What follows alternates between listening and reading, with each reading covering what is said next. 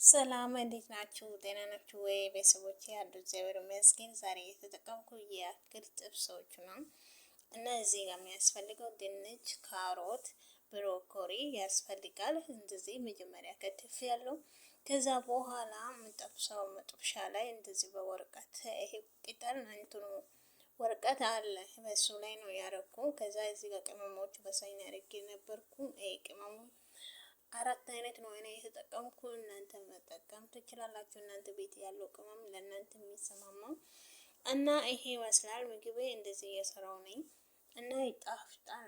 ለማታም ለምሳም ይሆናል። ተጠቀሙ። ለጤናችን አሪፍ ነው። ዘይቶን ላይ ነው እየሰራው እዚህ ጋር የተጨመርኩ እና በጣም ይጣፍጣል። እዚህ ጋር ዶሮ ጥብስ ነው እየጠበስኩ ያለው በጎን እየሰራው ለምን አላሳይም ብዬ ነው።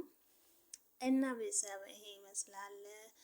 በጣም ይጣፍጣል። በጣም እናንተ አይታችሁ ከሰራችሁ እና ይሄ ይመስላል። ቤተሰቦቼ አካውንቴ ላይ ምንም እንትን የሆነ ነው፣ ምንም እየተሰራ አይደለም።